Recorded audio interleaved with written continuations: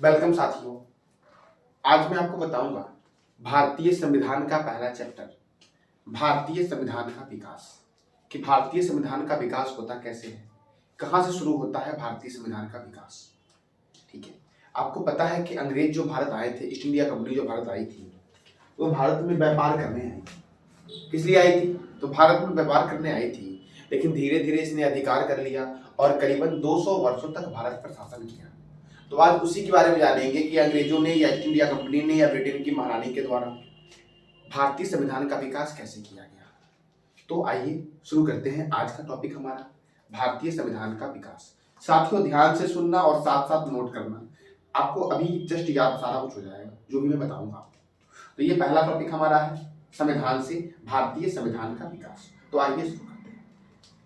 सन 1600 की बात है। कब की बात है? तो 1600 ईस्वी की बात है। महारानी एलिजाबेथ के द्वारा, किसके द्वारा? तो महारानी एलिजाबेथ के द्वारा ईस्ट इंडिया कंपनी की स्थापना की गई। किसकी स्थापना की गई? तो ईस्ट इंडिया कंपनी की स्थापना की गई करीबन 1600 में। और महारानी एलिजाबेथ ने क्या बोला कि तुम जाओ और भारत या पूर्वी क्षेत्रों में जाकर के अपना व्यापार स्थापित करो। कहां जाकर के? तो भारत या पूर्वी क्षेत्रों में जाकर अपना व्यापार स्थापित करो। कितने वर्षों के लिए स्थापित करो? तो 15 वर्षों तक स्थापित करो। यानी कि 15 वर्षों तक भारत या पूर्वी क्षेत्रों में जाकर के अपना व्यापार स्थापित कर लो। ये ईस्ट इंडिया कंपनी का काम था। ठीक है, अब ईस्ट इंडिया कंपनी भारत आती है तो भारत में व्यापार करना शुरू करती है, लेकिन धीरे धीरे देखती है कि भारत में आपस में ही लोग एक साथ रहते रहे। सब किसी को सत्ता चाहिए, किसी को कुछ चाहिए, किसी को कुछ चाहिए, सब अपने अपने स्वार्थ के पीछे पागल थे। तो अंग्रेजों ने क्या किया, इस बात का फायदा उठाया और सबसे पहले अंग्रेजों ने जो लड़ाई लड़ी उसका नाम था प्लासी की लड़ाई। साथियों अगर आपसे पूछा जाए कि अंग्रेज ने सबसे पहले भारत में कौन सी लड़ाई लड़ी थी मुख्य रूप से, तो प्लासी की लड़ाई लड़ी थी। प्लासी की जो लड़ाई लड़ी गई थी आपकी, वो कब हुई थी? तो 23 जून 1757 को प्लासी की लड़ाई हुई थी। कब हुई थी? 23 जून 1757 को प्लासी की लड़ाई हुई थी। हुई कहां थी? तो मुर्शिदाबाद के दक्षिण में 22 मील दूर प्लासी नामक स्थान पर भागीरथी नदी के किनारे। कहां हुई थी? तो मुर्शिदाबाद के दक्षिण में 22 मील दूर भागीरथी नदी के किनारे प्लासी नामक स्थान पर यह युद्ध लड़ा गया था। ठीक है, इस युद्ध में हुआ क्या, क्या परिणाम हुए इस युद्ध में, और इस युद्ध में किसकी जीत हुई, किसकी हार हुई, वो सारी चीजों को हम देखेंगे। तो देखो, ये जो प्लासी की लड़ाई हुई थी आपकी, वो हुई थी रॉबर्ट क्लाइव किसके बीच? तो रॉबर्ट क्लाइव के बीच और सिराजुद्दौला जो बंगाल के नवाब थे उसके बीच। साथियों यहां से प्रश्न उठता है कि देखो, सिराजुद्दौला के पास करीबन 50,000 सैनिक थे। कितनी थी? 50,000 सैनिक थी। और रॉबर्ट क्लाइव यानी कि ईस्ट इंडिया कंपनी के पास लगभग 3200 सैनिक थी। अब खुद सोचो, 50,000 सैनिक और कहां 3200 सैनिक। अगर सिराजुद्दौला के सैनिक चाहते तो अंग्रेजों का चटनी बना देती, लेकिन ऐसा नहीं हुआ। हुआ क्या? तो रॉबर्ट क्लाइव की जीत हो जाती है, क्योंकि रॉबर्ट क्लाइव ने इसके सेनापति जो थे उसको झांसा दिया था सत्ता में लाने का, कि सत्ता में लाएंगे तुमको। इस कारण से जो इसका सेनापति था और ये बहुत सारे मंत्रीगण थे, वो किससे जाकर मिल गए? तो रॉबर्ट क्लाइव से जाकर मिल गए। और इसकी 50,000 जो सैनिक थी आपकी, उससे आधी से अधिक सैनिक युद्ध लड़ी ही नहीं। और इसीलिए इस युद्ध में क्या हुआ? तो इस युद्ध में रॉबर्ट क्लाइव की जो हुई वो जीत हुई और इसकी हार होती है। इसकी सिराजुद्दौला की हार होती है और रॉबर्ट क्लाइव की जीत होती है। ठीक है, अब देखो, ये युद्ध जो आपका है, ये भारत का सबसे दुर्भाग्यपूर्ण युद्ध रहा कि बिना लड़े ही किसी ने इस युद्ध को जीत लिया। ठीक है, अब दूसरा युद्ध जो अंग्रेज लड़ता है उसके कुछ दिनों के बाद वो लड़ता है बक्सर का युद्ध। कौन सा युद्ध लड़ता है? तो बक्सर का युद्ध लड़ता है। अब बक्सर का युद्ध के बारे में जानते हैं कि बक्सर का युद्ध हुआ कब। बक्सर का युद्ध कब होता है? तो बक्सर का युद्ध जो होता है आपका, वो 22 अक्टूबर 1764 को बक्सर की लड़ाई होती है। कब होती है साथियों? तो 22 अक्टूबर 1764 को बक्सर की लड़ाई होती है। और जब बक्सर की लड़ाई होती है आपकी, उसमें देखो कौन कौन थी। तो उसमें जो थे आपके, वो 3 सेना थे, 3 राजाओं की संयुक्त सेना ने इस युद्ध में भाग लिया था, जो था बंगाल का नवाब, अवध का नवाब और मुगल बादशाह। कौन था? तो बंगाल का नवाब, अवध का नवाब और मुगल बादशाह। और ईस्ट इंडिया कंपनी का सेनापति कौन था? तो हेक्टर मुनरो था। कौन था? Hector Munro. आप समझ ही गए होंगे, रिटर्न में इसकी हार हुई होगी और इसकी जीत हुई, हेक्टर मुनरो की जीत हुई। अब साथियों यहां से प्रश्न बनता है कि बंगाल के नवाब कौन थे? तो बंगाल के नवाब कौन थे?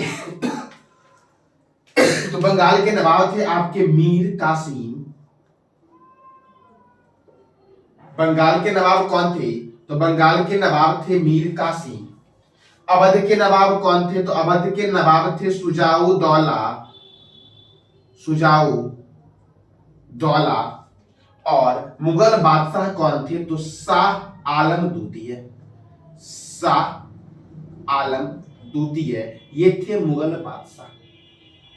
ठीक है। बंगाल के नवाब कौन थे? तो मीर कासिम थे। अवध के नवाब कौन थे? सुजाऊ दौला थे। मुगल बादशाह कौन थे? शाह आलम द्वितीय थे। इन तीनों की संयुक्त सेना ने किससे लड़ाई लड़ी? तो हेक्टर मुनरो से लड़ी। लेकिन दुर्भाग्यपूर्ण फिर से वही हुआ जो प्लासी की लड़ाई में हुआ था, अर्थात हेक्टर मुनरो की जीत होती है और इस तीनों की हार होती है। हार के बाद परिणाम क्या होता है? तो मैप आपको दिख रहा होगा। इस मैप के इस हिस्से पे अंग्रेजों ने शासन कर लिया, अंग्रेजों ने अधिकार कर लिया। इस मैप में आपका उड़ीसा आ जाएगा, झारखंड आ जाएगा, पश्चिम बंगाल आ जाएगा, बिहार आ जाएगा, पूरा बांग्लादेश आ जाएगा, बंगाल आ जाएगा। इस पे अंग्रेजों ने अधिकार किया और अंग्रेज ने यहां से शासन करना प्रारंभ किया। किसने? तो अंग्रेज ने यहां से शासन करना प्रारंभ किया। तो साथियों ये मैंने बताया कि भारतीय संविधान के विकास में दो प्रमुख युद्ध कौन से हुए? तो प्लासी की लड़ाई और बक्सर का युद्ध। कौन सा युद्ध हुआ? तो प्लासी की लड़ाई हुई और बक्सर का युद्ध हुआ। प्लासी की लड़ाई कब हुई? तो 23 जून 1757 को हुई, जबकि बक्सर की लड़ाई कब हुई? तो 22 अक्टूबर 1764 को बक्सर का युद्ध हुआ। इसके बाद अंग्रेजों ने इस एरिया पे अधिकार कर लिया और यहाँ का राजस्व नियंत्रण अपने हाथों में ले लिया। उसके बाद होता है भारतीय संविधान का विकास। अधिकार करेंगे तभी तो नियम बनेगा ना। तो इसके बाद होता है आपका भारतीय संविधान का विकास। तो साथियों भारतीय संविधान का विकास कितने चरण में हुआ? दो चरणों में हुआ। आप लोग को पता होगा कि पहला हुआ ईस्ट इंडिया कंपनी के द्वारा और दूसरा ब्रिटिश ताज अर्थात ब्रिटेन की महारानी के द्वारा। अब कब से कब तक ईस्ट इंडिया कंपनी का रहा? तो 1773 से 1853 तक ईस्ट इंडिया कंपनी का रहा, जबकि 1858 से 1947 तक महारानी ने एक्ट और नियम लाए थे। कब से? तो ईस्ट इंडिया कंपनी ने पहला चरण में विकास किया 1773 से 1853 तक, और ब्रिटिश ताज के द्वारा जो पारित अधिनियम था आपका वो 1858 से 1947 तक लाया गया। अब देखो बीच में क्या हुआ ऐसा कि ब्रिटेन की ताज ने, ब्रिटेन की महारानी ने ईस्ट इंडिया कंपनी को भंग कर दिया था। तो ये आगे आपका टॉपिक आएगा। वैसे यहां जान लो कि बीच में 1857 की क्रांति हुई थी। आप लोग सुने होंगे इस क्रांति के बारे में। 1857 की क्रांति हुई थी। ठीक है, ये 1857 का सैनिक विद्रोह हुआ था बीच में। आई बात समझ आती है। अब जब ईस्ट इंडिया कंपनी ने क्या किया? अब अधिकार कर लिया। अधिकार करने के बाद ईस्ट इंडिया कंपनी ने आपका पहला एक्ट लाया जिसका नाम था 1773 का रेगुलेटिंग एक्ट। क्या नाम था? तो 1773 का रेगुलेटिंग एक्ट नाम था। देखो 1773 के रेगुलेटिंग एक्ट में क्या किया भाई? तो सबसे पहली बात, कंपनी के शासन हेतु लिखित संविधान की जो बात हुई आपकी वो यहीं पे हुई। किसके लिए? तो कंपनी के शासन हेतु लिखित संविधान की बात जो हुई आपकी वो किस एक्ट के द्वारा हुई? तो वो हुई 1773 के एक्ट के द्वारा। और दूसरा पॉइंट आपका कि कंपनी पर संसदीय नियंत्रण की स्थापना हुई। क्या हुआ? तो कंपनी पर संसदीय नियंत्रण की स्थापना हुई। और तीसरा मोस्ट इंपोर्टेंट, बंगाल के गवर्नर को बंगाल का गवर्नर जनरल बना दिया गया। ठीक है, बंगाल का गवर्नर जो था उसको बंगाल का गवर्नर जनरल बना दिया गया। तो साथियों आपको बताना है कमेंट बॉक्स में कि बंगाल के गवर्नर जनरल कौन बने और बंगाल के गवर्नर जनरल का कार्यकाल कितने वर्ष तक था, कब से कब तक था, इसका जवाब देना है कमेंट बॉक्स में आपको। ठीक है, अब देखो बंगाल के जो गवर्नर थे वो बंगाल के गवर्नर जनरल बन गए। यानी कि यहां से क्या होता है? तो यहां से एक बात याद रखना आप, इस गवर्नर जनरल के लिए एक परिषद की स्थापना। किसकी स्थापना हुई?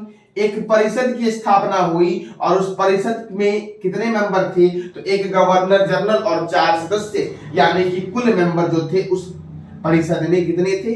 5 थे। और उस 5 सदस्य में से जो निर्णय होता आपका वो बहुमत के आधार पर होता था। किसके आधार पर? तो बहुमत के आधार पर होता था। अर्थात बहुमत के आधार पर मतलब क्या? जैसे कि ये देख लो, कोई निर्णय है, इस निर्णय में एक तरफ गवर्नर है और एक तरफ 4 व्यक्ति, तो स्वाभाविक है जिधर बहुमत अधिक होगा उधर होगा। लेकिन गवर्नर जनरल में अगर मान लो इधर से एक व्यक्ति इधर आ जाए तो इधर 3 शेष रह जाएंगे, क्या अभी भी गवर्नर का बात होगा? नहीं होगा।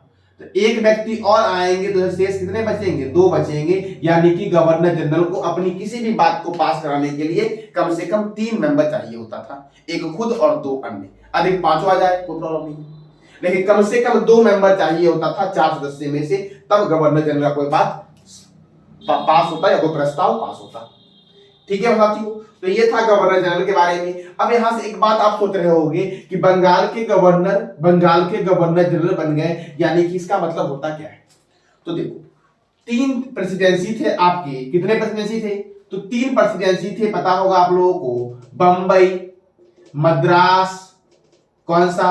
मद्रास, और कौन सा? बंबई, मद्रास और बंगाल। तो बंगाल के जो तीनों जगह पे अलग अलग गवर्नर थे, लेकिन आप तो समझ ही गए ये बात कि बंगाल का जो गवर्नर था वो गवर्नर जनरल बन गया, लेकिन यहां दोनों जगह पे गवर्नर नहीं। ठीक है, और इस दोनों के गवर्नर जनरल का शक्ति जो आपका है मुख्य रूप से वो इसके हाथों में दे दिया गया कि आप निगरानी करो कि कौन क्या कर रहा है नहीं कर रहा, इस हिसाब से। ठीक है साथियों, समझ गए आप गवर्नर जनरल का अर्थ क्या हुआ? तो सर्वोच्च पद क्या हुआ? गवर्नर जनरल हुआ। तो बंगाल के गवर्नर को बंगाल का गवर्नर जनरल किस एक्ट के द्वारा बनाया गया? तो 1773 के एक्ट के द्वारा बनाया गया। ठीक है साथियों, अब तीसरा पॉइंट, पहला मैंने क्या बताया? कंपनी के शासन हेतु लिखित संविधान की बात कही गई, कंपनी पर संसदीय नियंत्रण की स्थापना हुई, बंगाल के गवर्नर को बंगाल का गवर्नर जनरल बना दिया गया, और चौथा पॉइंट साथियों, कलकत्ता सर्वोच्च न्यायालय की स्थापना हुई या कलकत्ता उच्चतम न्यायालय की स्थापना हुई। कलकत्ता उच्चतम न्यायालय की स्थापना कब हुई? तो 1774 में साथियों कलकत्ता उच्च न्यायालय की स्थापना हुई। ठीक है, अगर आपसे पूछे कि कलकत्ता उच्च न्यायालय की स्थापना कब हुई, तो 1774 में हुई। और कलकत्ता उच्च न्यायालय की स्थापना किस एक्ट के द्वारा हुई? तो कौन सा एक्ट साथियों आप पढ़ रहे हो? 1773 का एक्ट ना, तो उसी एक्ट के तहत इसकी स्थापना हुई थी। अब साथियों देखो, अब इसके कलकत्ता उच्चतम न्यायालय के न्यायाधीश कौन बनते हैं? तो इसके न्यायाधीश बनते हैं सर एलिजाह इम्पे। कौन? Sir Elijah Impey. और इसमें न्यायाधीश जो थे आपके अन्य वो 3 थे, चैम्बर्स, हाइड, लीमेस्टर। यानी कि कलकत्ता उच्च न्यायालय के मुख्य न्यायाधीश बनते हैं कौन? सर एलिजाह इम्पे, और अन्य न्यायाधीश बनते हैं चैम्बर्स, हाइड और लीमेस्टर। ठीक है साथियों, अब अगला पॉइंट क्या होता है आपका, ये तो समझ गया आपने। एक बात यहाँ पे और है आपका, याद रखना कि जो कंपनी के सरकारी अधिकारी हैं, जो ईस्ट इंडिया कंपनी के अधिकारी हैं, वो भारतीय लोगों से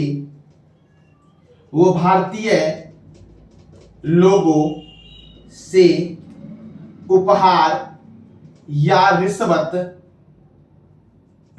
नहीं लेंगे, या फिर निजी व्यापार भी नहीं करेंगे भारत में।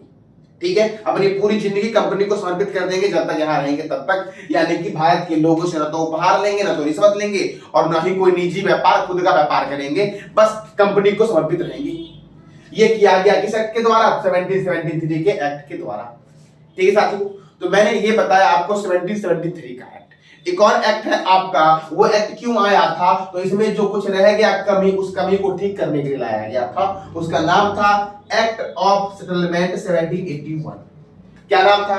तो एक्ट ऑफ सेटलमेंट 1781 आया था आपका। ये एक्ट ऑफ सेटलमेंट जो आया था, इसमें क्या था? तो ऊपर में जो 1773 था उसकी कमियों को दूर करने के लिए लाया गया था। और इसमें 2 बातें मुख्य रूप से इंपॉर्टेंट है, से बातें तो बहुत सारी है, लेकिन एग्जाम के पॉइंट ऑफ व्यू से 2 बातें याद रखनी है आपको कि न्यायालय कंपनी के अधिकारी पर कार्रवाई नहीं करेगा। जो सर्वोच्च न्यायालय है आपका कलकत्ता, वो कंपनी के किसी भी अधिकारी पे, कंपनी कुछ भी करे, उस पर कोई कार्रवाई नहीं करेगा। और बदले में सर्वोच्च न्यायालय ने क्या कहा कि न्यायालय ने भारत के धार्मिक रीति रिवाजों को सम्मान करने का निर्देश दिया। किस एक्ट के द्वारा? तो एक्ट ऑफ सेटलमेंट 1781 के द्वारा। ठीक है साथियों, तो अगर मैं आपसे पूछूं कि प्लासी की लड़ाई कब हुई थी, तो इसका जवाब देना है कमेंट बॉक्स में आपको कि प्लासी की लड़ाई कब हुई थी। आपने क्या सीखा आज के इस टॉपिक से? ठीक है, आपको क्या याद हुआ, क्या आपने सीखा, वो सारी जानकारी आप कमेंट बॉक्स में बताओ। और साथियों ये वीडियो कैसा लगा आपको, ये हर हाल में बताना आपको कैसा लगा आपको, ताकि मैं और आगे आप इससे भी बेहतर वीडियो आपके लिए लाऊं। ठीक है, धन्यवाद साथियों।